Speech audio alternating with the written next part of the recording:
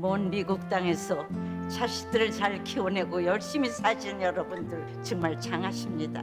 안녕하세요. 전원주입니다. 전쟁도 가난도 겪은 우리 세대는 참 눈물겨운 세월을 살았죠. 아메리칸 드림을 이루기까지 여러분들의 세월이야 어떠셨겠습니까? 건강 관련 프로그램에 출연하면서 요즘 제가 깨달은 건요, 양 한방을 잘 결합하는 게 최고의 건강 관리라는 겁니다.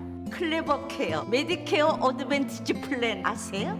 양방과 한방의 좋은 혜택들을 쏙쏙 뽑아서 제공해주는 똘똘한 플랜이더군요. 우리 한인의 건강 문화도 이해하고 실력 있는 한국 의사와 전문의를 척척 연결해 준다니 얼마나 똘똘합니까? 이제 우리도 똘똘한 클레버 케어 플랜으로 150까지만 사십시다.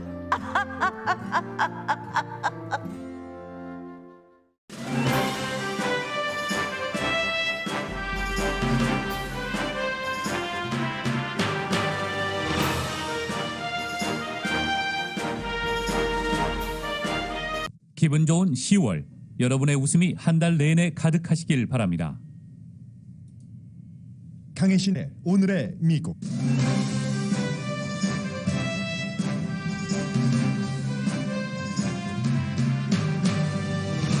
미국 최초의 흑인 합참 의장과 흑인 국무장관을 지낸 콜린 파웰 장군이 코로나 바이러스 합병증으로 사망했습니다.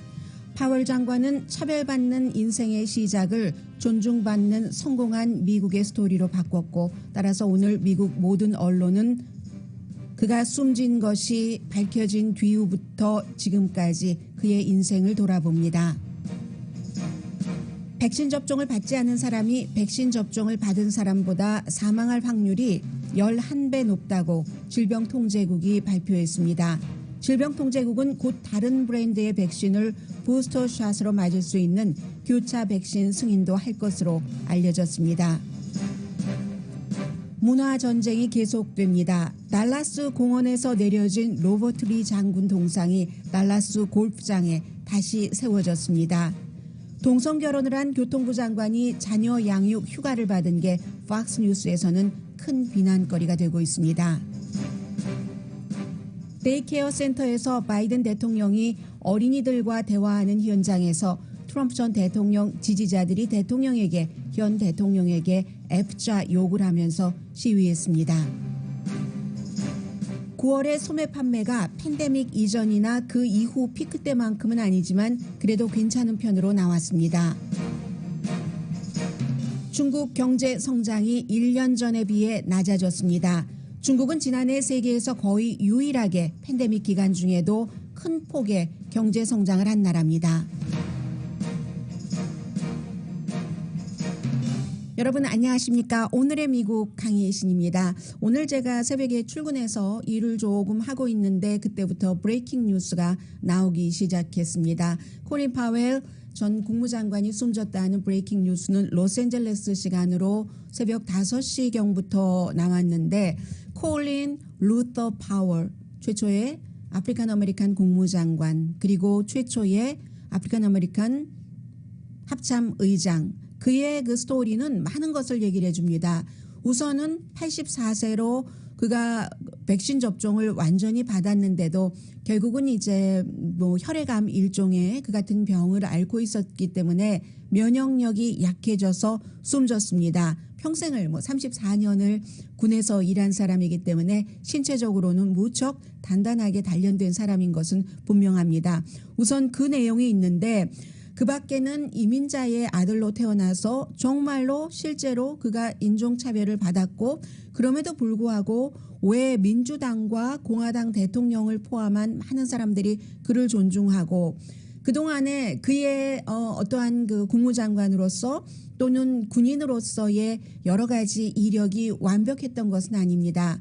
그의 주장과 공개적인 밝힘에도 오점이 여러 번 있었고, 그럼에도 불구하고 오점을 낼 때는 의도적으로 낸 것이 아니었고, 오점, 잘못됨, 결함임이 드러났을 때는 콜린 파웰 전 합참 의장은, 국무장관은 용감하게 그것을 얘기하고 사과했습니다.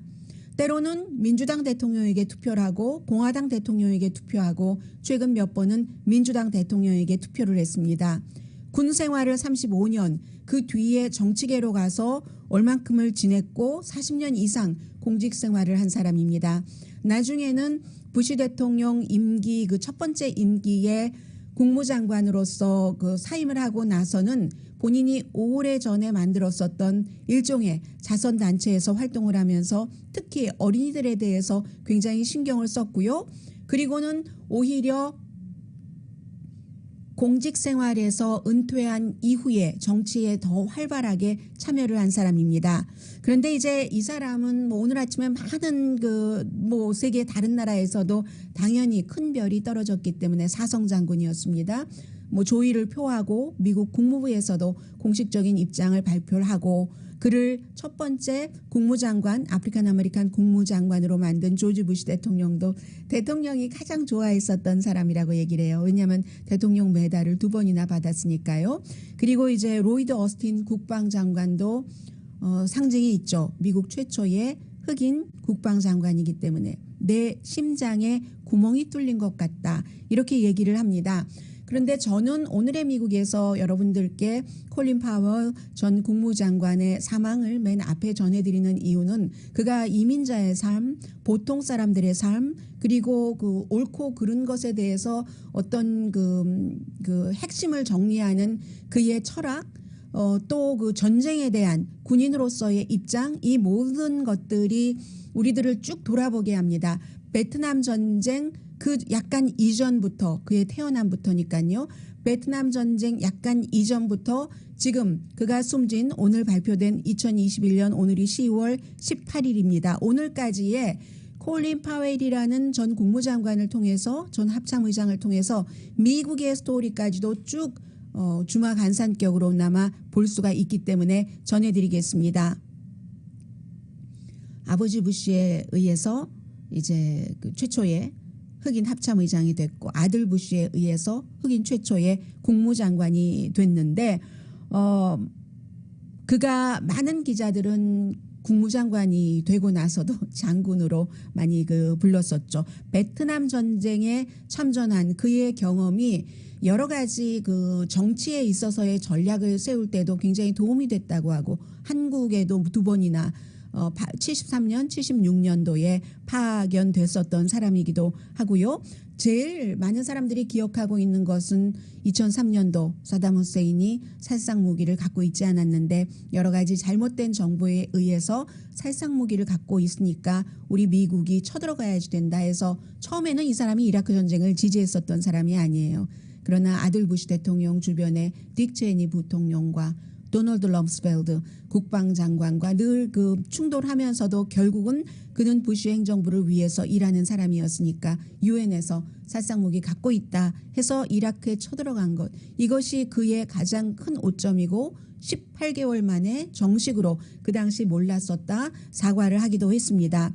그가 속한 정당은 공화당이었지만 최근에 공화당을 탈퇴하기 이전에 그러나 당보다는 끝내 항상 나라를 앞세웠던 그런 사람입니다. 자, 지금부터 콜린 파웰을 통해서 1937년부터 2021년까지의 미국을 보겠습니다. 콜린 루터 파웰. 이 전 국무장관은 1937년 4월 5일 뉴욕의 할렘가에서 태어났습니다. 흑인 빈민 지역에서 태어나서 자마이카 태생의 아버지와 어머니. 아버지는 봉제 공장에서 이제 어떤 부분에서 감독하는 일을 했고 어머니는 재봉틀 일을 한 그 재봉사였습니다. 두 분 다 자마이카 태생의 부부고 콜린 파웰은 뉴욕에서 태어났고 원래 그 부모가 이름을 그 콜린이라는 이름을 영어 전통식으로 오자를 짧게 발음하기를 원했었는데 나중에 그 발음을 콜린 파웰이 바꿨다고 하죠. 진주만 직후에 숨진 콜린 켈리 육군 그 공병대 조종사를 기리기 위해서 이름을 이제 그렇게 바꾸기 시작했고 사우스 브롱스에서 자라서 고등학교를 졸업할 때까지 별다른 진로도 없이 그저 그럭저럭한 학생이요. 그런 학생이었고 뉴욕 시티 칼리지에 들어갔을 때의 평균 학점은 C. 역시 그럭저럭했죠. 그런데 여기서 인생의 전환점이 생깁니다. 군에서 그 리더를 키우는 ROTC로 입대를 했죠. 그때 이제 훈련받고 할 때 가장 행복했지만 가장 처음으로 뉴욕의 흑인 지역 할렘가에서 살 때는 별로 느껴보지 못했던 인종차별을 그는 ROTC 훈련을 받을 때 처음으로 아주 강하게 느꼈다고 얘기를 합니다. 딥 사우스죠. 57년도에 노스캐롤라이나 주에서 흑인이기 때문에 차별을 받았고 훈련받고 뉴욕으로 오던 중이에요. 그리고 58년도에도 이제 대학 졸업하고 육군 소위로 조지아주에서 훈련을 받았는데 그때도 조지아주에서는 그가 흑인이라고 식당이나 술집에서 그를 출입을 거부했었습니다. 노스캐롤라이나 주에서는 집으로 갈 때 뉴욕으로 갈 때 가스 스테이션에서 화장실을 가는데 흑인이기 때문에 뭐 ROTC고 뭐고 필요 없고 다른 화장실을 써야지 된다는 그런 차별을 받았죠. 그리고 이제 그때 군인이었을 때 그 알마 비비안 존슨과 그 블라인드 데이트 그러니까 우리식으로 말하면 미팅에서 1962년도에 결혼을 했습니다. 2명의 딸과 1명의 아들. 이 1명의 아들은 연방준비제도의 어떤 그 커뮤니케이션 그쪽에서 일을 했었고 뭐 손자 손녀는 많이 있고요. 1962년도에 존 F 케네디에 의해서 베트남으로 파병됐습니다. 크리스마스 날 파병됐다고 해요. 그리고 이제 그 베트남전에 참전하신 분들은 다 알고 계시는 그 펀치 스틱으로 부상을 당했었고 68년도에 다시 또 베트남에 파견되고 뭐 그런 과정에서 뭐 추락한 비행기에서 동료들을 구하고 불타고 있는 그 현장에서 해서 훈장도 받고 했습니다. 그 헬리콥터에서 사고가 나서 그리고 이때 그 이라크의 살상 무기 이전에 이미 그의 한 번의 오점이 나옵니다. 그 미라이 베트남 남부의 그 작은 마을에서 말하자면 노군리처럼 미군이 민간인을 학살한 수백 명의 어린이를 포함해서 숨진 그 사건에 대해서 어떠한 군인의 증언에 대해서 조사를 하게 됐습니다. 콜린 파웰이 조사를 했는데 그가 내린 결론은 그 마을 사람들과 미군은 아주 좋은 관계였다 이렇게 됐거든요. 그런데 나중에 세월이 흘러서 그런 그 미라이 학살이 있었다 하는 것이 증명이 됐었습니다. 베트남전에서 돌아와서 조지타운 대학교에서 MBA를 하죠. 백악관에 장학금을 받고 그때부터 이제 그 떠오르는 군의 스타가 됩니다. 73년, 76년 이제 한국에 파병됐고 79년도에 그 당시에 육군으로서는 가장 어린 나이에 별을 답니다. 별 하나가 돼요. 그리고 육군대학교에 잠깐 있었고 카터 행정부에서도 일했고 그러다가 레이건 대통령 때 이제 그 국방부의 시니어의 어떤 자문을 하다가 레이건 대통령의 국가안보보좌관을 하게 됩니다. 그때는요 1987년도였기 때문에 미국이 Dirty War라는 것을 더러운 전쟁이라는 것을 하고 있었을 때입니다. 남아메리카에서. 그래서 이제 가장 그 중요한 것이 니카라과의 그 우파 의회를 그 지원하고 콘트라 사건이요. 그런 게 있었고 그렇지만 미하일 고르바초프와 미국이 무기 감축 조약 같은 것을 만드는데도 콜린 파웰이 레이건 대통령에게 아주 중요한 자문을 했습니다.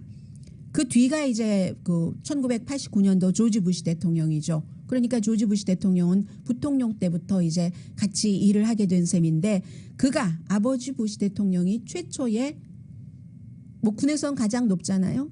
흑인 합참 의장으로 만들어줍니다. 52살 젊은 나이였어요. 가장 젊은 나이였죠. 그 당시에 합참 의장 된 사람으로서. 해서 그런데 이때는 또 미국이 파나마에 침공하게 됩니다. 1989년도 12월이었었죠. 노리에가를 그 당시 장군을 내려뜨리는 유엔에서 굉장히 강하게 비난을 했습니다. 미국이 뭔데 하면서 그리고는 아버지 부시 대통령 때 1991년도에 걸프전을 하죠. 그 당시에도 뭐 전쟁에 그렇게 좋아했었던 사람은 아니에요. 그러나 결론이 나면 합니다. 후세인을 쿠웨이트에서 몰아내긴 했습니다. 그러나 후세인을 그 권력을 완전히 뺏지는 못한 게 1차 걸프 전쟁이죠. 그때 이제 파월 독트린이라는 게 나와서 지금도 많은 군인들이 이것을 따른다고 하는데 외교적인 것, 정치적인 것, 경제적인 완전한 그 합일체와 같은 지원이 없이 군대만으로는 안 된다는 것. 전쟁을 치를 때도. 그게 파월 독트린입니다. 그렇지만 일단 본인의 생각은 그렇지만 대통령이 결정을 해서 군대가 들어가게 되면 아주 가능하면 강하게 빨리 해치워야지 된다. 적을 빨리 제압해야 된다. 그리고 우리 군의 사상은 그로 인해서 최소로 만들고 이게 이제 파월 독트린인데 베트남 전 때 그 많은 참상을 보고 생긴 것이라고 하죠. 해서 아무튼 그 당시에도 딕 체니가 아버지 부시 때 또 그 군사적인 것을 너무 아버지 부시에게 잘 했기 때문에 국방장관으로 딕 체니와 반대를 했지만 또 군인으로서 이렇게 해야지 될 때는 그렇게 했다는 거죠. 그래서 데저트 스톰에서도 데저트 그 쉴드 사막의 폭풍 사막의 쉴드에서도 성공을 하면서 그때부터 이제 90년대 초 이후에 콜린 파웰이라는 사람의 이름이 국제적으로 알려졌습니다. 그 뒤에 대통령이 민주당의 클린턴이죠. 처음에는 이제 클린턴 대통령과 무척 부딪혔습니다. 나중에는 클린턴 전 대통령이 그를 국무장관으로 하려고 했는데 파월이 원치 않았다고 해요. 그런데 왜 그렇게 반대했느냐? 처음에는 군대에서 동성애자들을 받아들이고 하는 그런 부분에 대해서 클린턴 전 대통령이 Don't tell, don't ask, don't tell policy. 그러니까 묻지도 말고 대답하지도 말라. 그러나 동성애자들을 군인으로서는 활동을 하게 하라 하는 거였잖아요. 여기에 콜린 파웰은 강하게 반대했었던 사람입니다. 이 사람은 그 이전에는 민주당 대통령에게 투표를 했었는데 뭐 존슨, 뭐 케네디, 카터. 그런데 레이건 때부터 공화당이었던 것과 마찬가지거든요. 그래서 이 군에서의 동성애에 대해서는 굉장히 반대를 했고 대통령과 충돌을 했죠. 당시에 매들린 올브라이트가 국무장관이었습니다. 유엔에서 서로 충돌했습니다. 그때도 93년도였는데 보스니아 내전에 개입하는 것, 보스니아에 개입하는 것을 콜린 파웰은 반대를 한 겁니다.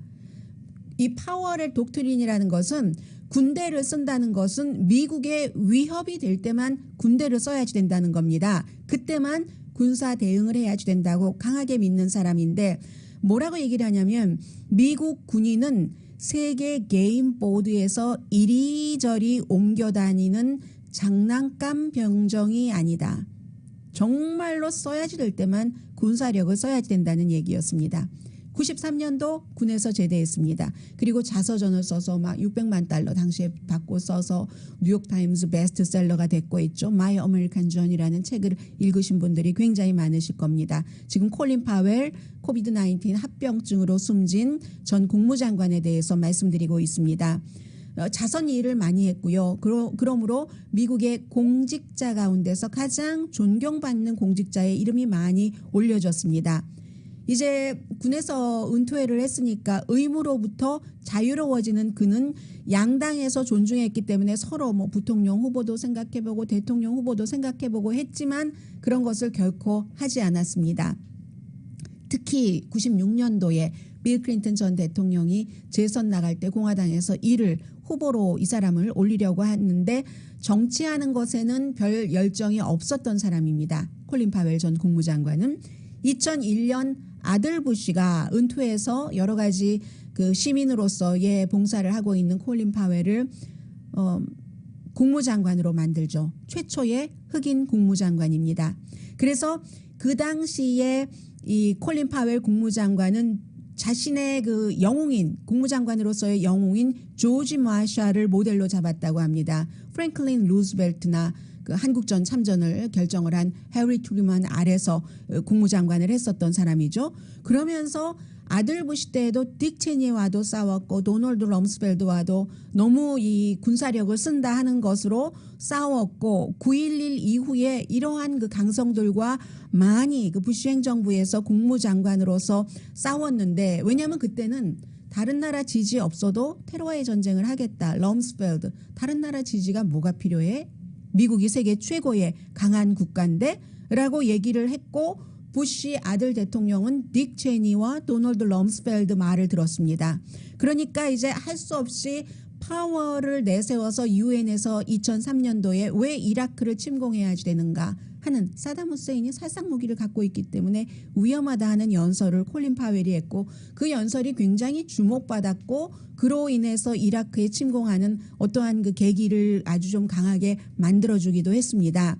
그리고 나서는 18개월 뒤에 사담 후세인 정권은 무너졌지만 파월은 그 당시에 그 정보가 잘못됐었다. 살상 무기는 없었다라고 인정을 하면서 부시 첫 임기 때 2004년도에 국무장관을 사임합니다. 다음에 몇 년은 조용했죠. 아메리카 프로미스라는 것을 97년도에 이제 어린이를 돕고 하는 기구를 만들었었거든요. 그러면서도 몇 년 조용하다가 계속 정치 이슈에 대해서 말해왔습니다. 부시 대통령 행정부도 비난했습니다. 관타나모 베이에 있는 포로 제네바 협약에 맞지 않는 나쁜 대우를 한다. 이런 것으로 비난을 했고요. 그리고는 2008년도에 콜린 파웰은 버락 오바마 대통령을 공식 지지합니다. 후보였을 때. 그 당시에 후보가 존 맥케인 공화당이었습니다. 존 맥케인에게도 선거 기부금을 줬지만 그는 최초의 미국의 흑인 대통령을 꿈꿨던 버락 오바마를 아주 강하게 지지를 했습니다. 왜 그 당시에 그렇게 말을 했냐면 맥케인도 좋지만 세라 페일린이라는 부통령 후보가 이거는 아니다라고 얘기를 해서 공화당 보수로부터 엄청나게 비난을 받았죠. 콜린 파웰이. 그러나 결정하지 오바마라는 사람이 어떤 사람인지도 잘 모르겠고 상원의원 한 번 했다고 하는데 이런 무당파 아니면 온건한 사람 심지어 일부 온건한 공화당도 오바마를 찍게 하는데 콜린 파웰의 역할이 굉장히 컸습니다. 더군다나 오바마가 여러 가지 군통수권자를 하기는 너무나 위험해 보인다 했을 때 정말로 군통수권자 아래에 합참의장을 오래 하고 했었던 콜린 파웰이 그를 지지해서 오바마의 표를 도와준 것이 사실입니다. 2016년도에는 트럼프를 후보로 공화당의 대선 후보로 뽑은 공화당을 상당히 비난하면서 힐러리 클린턴에게 투표합니다. 그리고 지난번 선거에서는 전당대회에서도 연설을 했지만 바이든 후보를 지지했었습니다. 콜린 파웰은 트럼프는 국가 망신이고 국제사회에서의 왕따다 이렇게 얘기를 했습니다. 말씀드린 대로 케네디, 존슨, 카터에게 투표했지만 레이건 이후에는 공화당에게 하다가 오바마 때부터 트럼프가 나오고 하면서 다시 이제 바뀐 거죠. 그리고 1월 6일 의사당 사건 이후에는 공화당을 떠났습니다. 그냥 본인은 시민으로서 투표할 때는 공화당에도 투표하고 민주당에도 투표했는데 지금은 나라만 본다. 당을 보지 않는다. 이게 이제 콜린 파웰 전 국무장관의 얘기고요. 외교 스케일에서는 양당 그리고 다국적인 그런 어떤 동맹 협조 같은 것을 상당히 중요하게 생각을 해서요. 럼스펠드의 일방적인 개입이라든가 일방적인 미국 우선주의에 굉장히 반대했었고 전쟁은 언제나 마지막 선택지어야지 된다. 그리고 전쟁을 할 때는 국민이 그 전쟁을 왜 해야지 되는지 이해하고 지지할 만한 그 같은 전쟁을 치르는 목적이 있어야지만 된다. 군인이면서도 군인이기 때문에 알기 때문에 전쟁을 함부로 해서는 안 된다는 것을 했었던 사람이고요. 그래서 말씀드린 것처럼 정말 이민자의 아들로 가난하게 험블한 백그라운드라고 말씀드릴 수 있겠죠. 미국식으로 험블한 백그라운드에서 최고의 영예 자리까지 간 사람. 2007년도에 뉴욕타임스와의 인터뷰에서 자신을 어떻게 표현했냐면은 본인은 문제를 푸는 사람이다. 군인이 될 때 문제를 풀기 위한 형태로 교육을 받았다. 이데올로기도 상관없고 그는 열정은 있지만 어떤 광적인 사람이 아니다. 많은 사람들이 그렇게 표현을 합니다. 그리고 언제나 어쨌든 문제라는 것은 이 세상 어디든지 생기게 마련이니까 그 문제를 푸는 사람 콜린 파월 전 합참의장 전 국무장관 84세로 오늘 코로나 바이러스 합병증으로 눈을 감았습니다.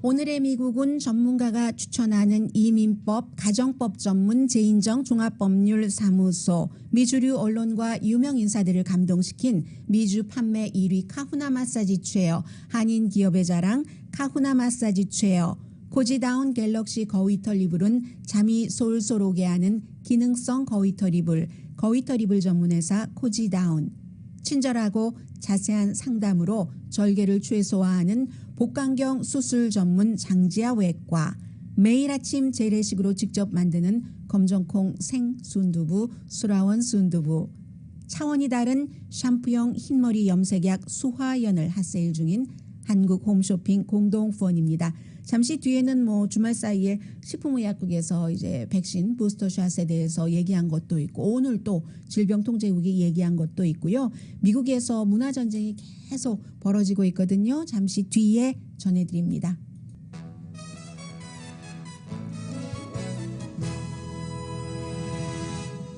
라디오 서울 방송 오늘의 미국 듣고 계십니다. 백신 접종을 받지 않은 사람이요. 백신 접종을 받은 분에 비해서 8월 현재 데이터입니다. 양성 반응에 걸릴 확률은 6배가 높고 그리고 이제 양성 반응은 왜냐하면 요즘에 돌파 감염이 많이 일어나고 있으니까는요. 백신 접종을 받으신 분들도 양성 반응이 나오는데 그로 인해서 이제 병원에 입원을 하고 사망에 이르는 이 같은 확률은 백신 접종을 받으신 분들에 비해서 백신 접종을 받지 않으신 분이 11배나 높답니다. 그리고 이제 백신 받은 사람 가운데서 감염되는 확률이 가장 높은 그 어느 백신을 접종을 받았는가 하는 것은 존슨 앤 존슨이고요. 원래 처음부터도 이게 그 변이 바이러스를 그 목표로 해서 만들어진 것이 아니고 그리고 그렇다 하더라도 모더나라든가 아니면 그 파이저 앤 바이오엔텍과는 그 시스템 형태가 다르잖아요. 백신이 만들어지는 게 mRNA 방식이 아니기 때문에 존슨 앤 존슨은 훨씬 좋은 확률이 높고요. 사망 확률도 더 높답니다. 세 가지 가운데서 구태여 따지자면은 모더나가 가장 이 그 확률이 낮고 병원에 입원하거나 사망할 확률. 그 다음이 파이저 앤 바이오엔텍. 그 다음이 존슨 앤 존슨입니다. 그렇기 때문에 이제 앤토니 파우치 박사 같은 사람도 이 존슨 앤 존슨은 원래 2번 맞았어야지만 된다. 이런 얘기가 나오고 있고 이 모더나 부스터샷 필요성이 이래서 이제 더 많이 나오는 것이고요. 제가 9가지 형태가 있거든요. 이 부스터샷을 어떻게 맞는가 하는 그것에 대해서는 뭐 시간이 있으면 전해드리겠습니다만은 어쨌든 존슨 앤 존슨도 부스터샷 접종까지 하고 나면은 훨씬 좀 안전해지고요. 모더나 2번 받고 아무튼 가장 좋은 것은 모더나로 3번 받는 거랍니다. 그 다음이 이 파이저 앤 바이오엔텍 2번 받고 모더나로 받고 뭐 이런 형태의 9가지가 있는데 부스터샷 접종까지 받는다면은 뭐 그 차이는 크게 나지는 않는다고 하거든요. 그래서 현재로서는 지난 주말에 존슨 앤 존슨도 이 모더나에 이어서 이 부스터샷 접종을 승인한 것. 여기서 이제 식품의약국 그 패널이 자문단이 존슨 앤 존슨 맞으면은 그다음에 뭐 모더나라든가 파이저 앤 바이오엔텍으로 믹스 앤 매치 교차 그 백신 접종 부스터샷으로 쓰면은 어떠냐. 여기에 대해서는 결론을 내리지 않았습니다. 그런데 곧 결론을 내린다는 거예요. 이게 질병통제국에서도 결론 내려줘야지 되고 식품의약국에서도 내려줘야지 되는데 현재까지는 교차 백신 부스터 접종을 받는 것이 똑같은 백신을 받는 것보다는 더 좋다. 이런 것들이 자료가 나오고 있는데 식품의약국에서는 데이터가 더 필요하다라고 얘기를 하고 있거든요. 특히 이제 존슨 앤 존슨이 모더나나 파이저 앤 바이오엔텍 그 RNA 방식으로 하는 이런 것에 대해서 자료가 더 있어야지 된다고 하면서 식품의약국에서 결정을 하지 않았는데 그 자료 데이터라는 것은 가능하면 더 많은 데이터 지금까지는 아주 작은 뭐 몇백 명 몇십 명 이렇게 한 거거든요. 물론 뭐 이스라엘이 아니라 영국이나 스페인에서도 이 같은 그 교차 부스터샷에 대해서 뭐 데이터를 내놨다고 하더라도 그렇습니다. 그리고 장기적인 반응을 봐야지 되잖아요. 그런 것들 때문에 이제 또 어린이는 어떻게 되는 것인가. 이것 때문에 식품의약국에서 아직까지 교차 부스터샷 접종을 승인하고 있지 않는데 이런 때 이제 미국에서 하는 말이 elephant in the room이라는 말을 하죠. 너무너무 중대한 이슈인데도 이런저런 그 이유를 들어서 비상사태니까 빨리 결정하면 좋은데 원래 해왔던 대로 모든 게 다 충족되고 이제 관료주의의 특징이잖아요. 그렇게 한다. 그래서 엘레판트라는 코끼리가 큰 방에 있어서 아무도 무시할 수 없고 그것을 무시해서도 안 되는 중대한 이유인데 못 본 척한다 할 때 이제 엘레판트 인 더 룸이라고 하는데 지금 부스터샷을 교차 접종으로 하느냐 마느냐 이것을 지금 많은 사람들은 가능하면 빨리 해야지 된다. 됩니다. 그래야 존슨앤존슨 접종받은 사람도 다른 부스터샷을 접종받을 수 있고 하지 않느냐라고 얘기를 하고 있습니다. 문화전쟁을 말씀드릴까요? 달라스 공원에서 2017년도였습니다. 그때 로버트 리 장군 동상이 내려졌습니다. 왜 내려졌냐면 그때는 그 트럼프 전 대통령 시대에 뭐 취임하고 얼마 되지 않았을 때죠. 버지니아주의 샤롯빌에서 뭐 백인 우월주의자들 가운데서도 좋은 사람이 있다. 뭐 그 백인 우월주의에 반대하는 시위대와 마찬가지로 이런 얘기를 했었을 때죠. 그때 이제 한창 이건 인종차별 안 돼. 그리고 이게 뭐 노예제부터 시작했고 노예제를 지지했던 로버트 리 장군 점점점점 하면서 달라스 공원에서 내려졌는데 그 뒤에 이제 그 동상들의 처리는 지역에 어느 정도 그 결정권이 있기 때문에요. 경매에 붙였습니다. 누군가가 샀죠. 그리고 2019년도에 골프장에 기부를 했습니다. 그 골프장에서 이 동상은 로버트 리 장군 혼자 있는 게 아니라요. 어떤 뒤에 조금 뭐 병사랑 같이 있는 세트 동상이에요. 그런 거거든요. 이 골프장에 전시가 되니까 어떤 사람들은 아니 이게 이럴 수가 있느냐 저럴 수가 있느냐라고 얘기를 하면 이제 휴스턴 크로니클과 인터뷰를 한 이 골프장 이름이 있던데 뭐 중요하지 않으니까요. 그 매니저가 인터뷰를 했는데 정말 매혹적인 예술의 그 뭐 아주 극치다라고 표현을 해요. 그러면 다른 사람들은 아니 나치 문장을 또 그러면 뭐 매혹적인 예술의 극치라고 얘기를 할 수 있는가? 아돌프 히틀러의 기념물을 만들어서 매혹적인 뭐 예술의 극치라고 할 수 있느냐? 이런 식으로 계속 이 점은 지금 문화 충돌을 하고 있고요. 그리고 교통부 장관에 대해서는 잠시 뒤에 말씀드리고 이 대통령에 관한 그 사람들의 어떤 대하는 것들도 과거와 많이 달라지고 있거든요. 사나워집니다. 거칠어집니다. 이 부분을 전해드립니다. 주말에 있었던 일이에요. 바이든 대통령이 커네디컷에 있는 데이케어 센터에 갔습니다. 데이케어 센터에 가서 당연히 뭐 홍보할 게 있으니까 갔겠죠. 데이케어 센터니까 차일드 케어 시스템에 대해서 국가가 어떻게 보조를 하고 그것이 지금 대통령이 생각하고 있는 경기부양책에 얼만큼이나 예산이 책정됐고 그럴 때 집행이 되면 부모들이 어느 만큼의 그 혜택을 보는지 이런 것들을 홍보를 하고 대통령이 밖에 나와서 다 뭐 예정됐었던 거죠. 놀이터에서 어린아이들이 이제 키가 작잖아요. 데이케어 센터니까 대통령이 완전히 땅에 거의 주저앉는 식 그 엉덩이를 바닥에 대지만 않았지 그런 식으로 아이들과 막 얘기하고 있고 하는데 크리스천 사이언스 모니터가 보도한 것을 보니까 그 바로 바깥에서 트럼프 그 전 대통령 지지자들이 시위를 하는데 대통령에게 F자로 시작되는 욕을 막 하는 거예요. 무슨 F 바이든 무슨 바이든 하면서 막 물론 그날 이제 반대적인 시위도 있기는 있었습니다. 항상 대통령이 가는 곳에는 이제 그 주목을 받기 위해서 여러 이슈를 가진 사람들이 시위를 하죠.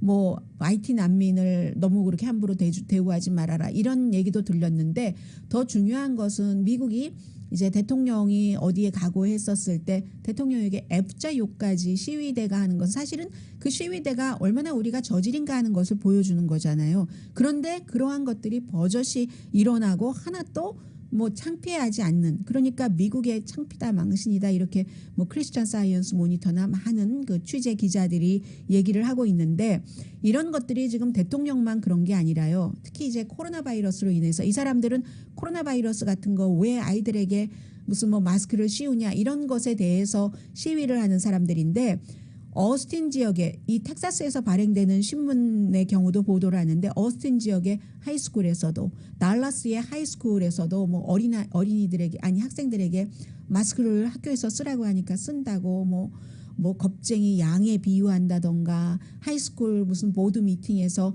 그 하이스쿨에 다니는 학생의 부모도 아닌 사람들이 계속 와서 욕하면서 시위하고 그리고는 이 같은 로컬 싸움이 전국으로 퍼져나가고 또 어린아이들이 데이케어 센터에서 뭐 들은 아이들도 있지 않겠어요. 대통령에게 F자 욕을 하는 그런 것들을 듣고 뭐 상처받지 않을 수도 있지만 마음속에 저런 욕 아무렇게나 해도 되는가 봐 할 수도 있고 미국이 점점 거칠고 좀 원래 그랬는지는 모르겠습니다만은 사람 마음속에는 다 아주 천박한 것 악한 것 다 들어있잖아요. 그런 것들을 이성으로 누르고 누군가 모델이 될 만한 지도자가 그렇지 않게 하면 나도 그렇지 않게 하고 하는데 그런 것들이 굉장히 많이 나오는 것이 전혀 멈춰지지 않고 있다는 것 말씀드리고요. 잠시 뒤에 9월의 소매 판매 그리고 교통부 장관은 지금 왜 이슈가 되고 있는지 문화전쟁 속에서 전해드립니다.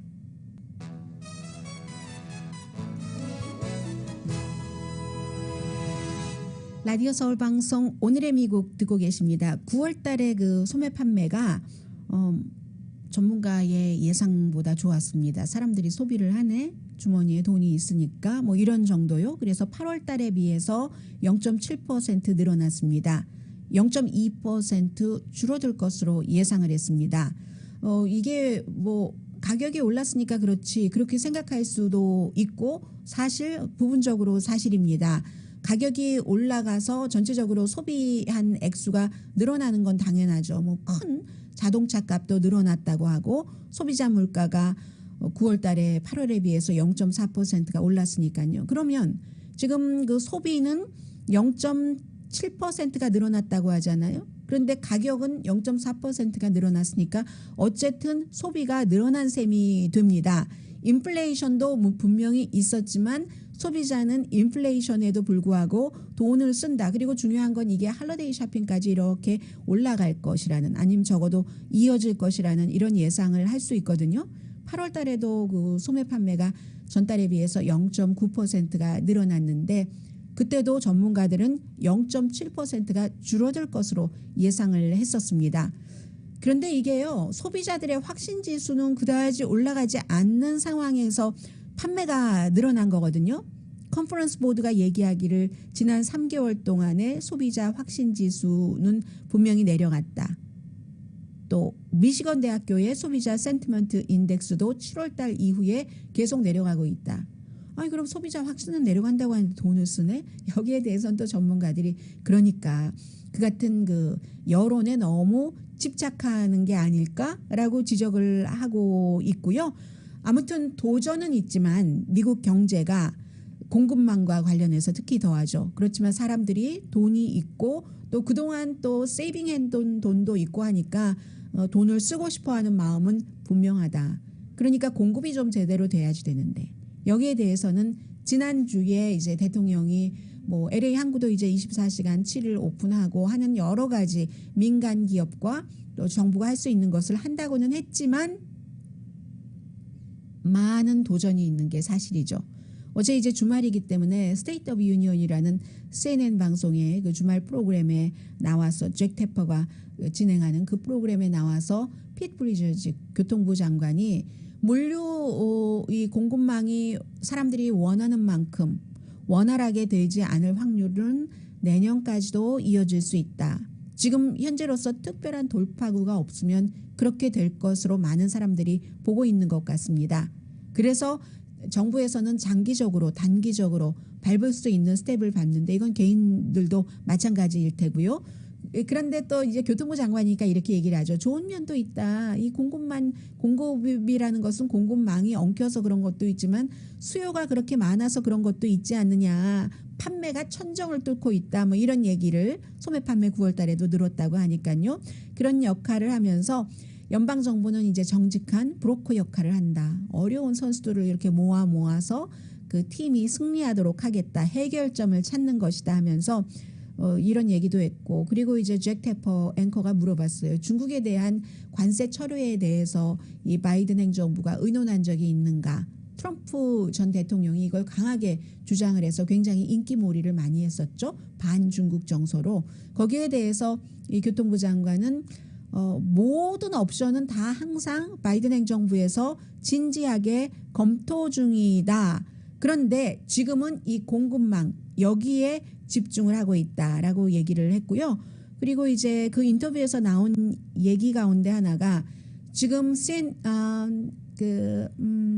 박스 텔레비전의 터커 칼슨이 이 사람 얘기하면서 뭐 막 비난을 하고 있거든요. 왜냐하면 교통부 장관이 이렇게 인터뷰도 하고 일도 하고 하는데 정부의 그 자녀 양육 그 휴가 기간이 있잖아요. 그걸 쓰고 있어요. 지금 8월 중순부터. 항상 연락은 되지만 그걸 쓰면서, 왜냐하면 핏 브리저지가 남자지만 남편과 함께 아이를 입양했는데 이 아이가 어떤 아이냐면은 보통 사람들이 참 키우기 힘든 아이를 입양을 했어요. 조기 출산한 쌍둥이, 아주 아기 때 입양을 한 거예요. 조기 출산한 쌍둥이니까 할 일이 너무 많겠죠. 그 핏 브리저지나 남편이나 해서 이제 그 집에서 주로 있으면서 이렇게 하니까 터커 칼슨이 아마 그 수유하는 것을 배우는 노력을 하고 있을 거야. 그런 얘기를 하면서 일은 안 하고 말이야. 이렇게 얘기하니까 이 핏 브리저지 그 교통부 장관이 하는 얘기가, 여러분들이 상상하시는 것처럼 우리는 그 병에 우유를 넣고 아이들을 먹이고 있습니다. 그런데 제가 이렇게 일하면서도 자녀 양육 그 휴가를 갖고 있는 거잖아요. 그러는 것은 돈이 지급되는 양육 그 휴가의 중요성을 말하는데도 굉장히 중요합니다. 국가적인 것에도 중요합니다. 이런 얘기를 하고 있고요. 아주 기쁘고 즐겁고 충만한 생활을 하고 있다고 얘기를 하면서, 미국인들도 나처럼 아이가 출생하고 나면은 충분히 돈 받으면서도 아이를 기를 수 있는 휴가를 가져야지 된다라는 얘기를 했습니다. 그래서 CNN의 그 잭 테퍼가, 아니 그러면 왜 공식적으로 좀 사람들에게 공개를 하고 그 휴가를 하지 했더니, 아니 어차피 나는 24시간 하루에 24시간 7일 동안에 늘 일을 하고 접촉이 가능한 사람이야, 이런 정도로 얘기를 했으니까 결국은 박스에서는 이제 동성 결혼을 한 그런 그 교통부 장관을 비난을 하는 그런 것이고, 그런데 이것은 점점 그 사회의 인식이라든가 그런 숫자라든가 때문에 그런 것을 받아들이는 쪽으로 조금 더 많이 가는 것 같고, 더 많이 그쪽으로 여론이 가니까 또 보수 측에서는 그것을 어떻게 하든지 안 하게 해보려고, 그래서 전쟁 중인 거죠. 문화적인 전쟁이요.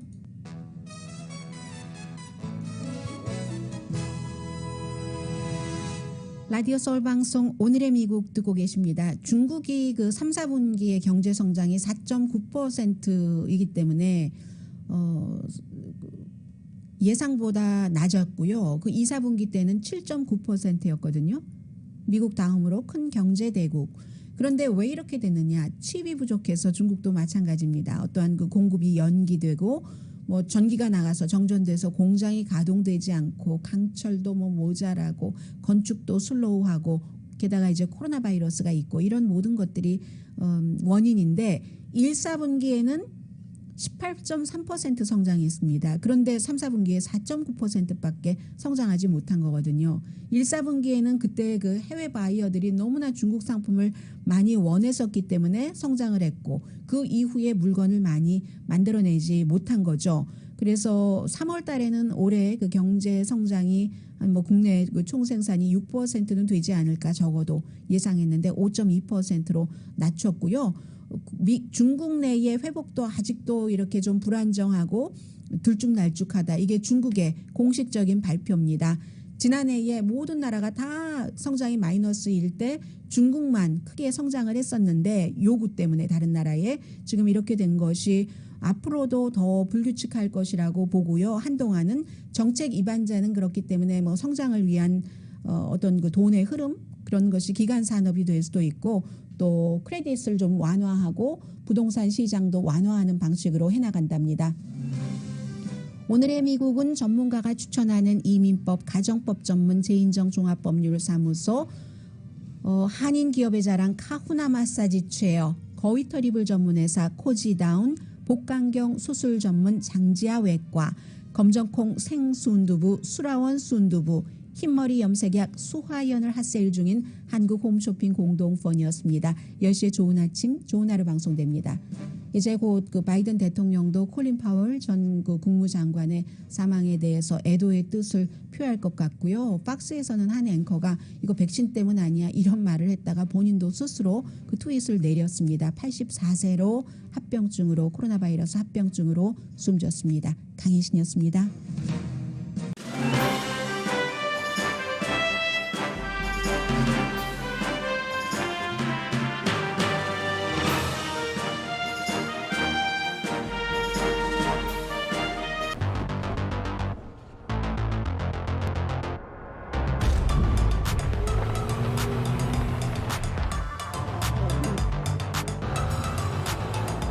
가득 실으세요.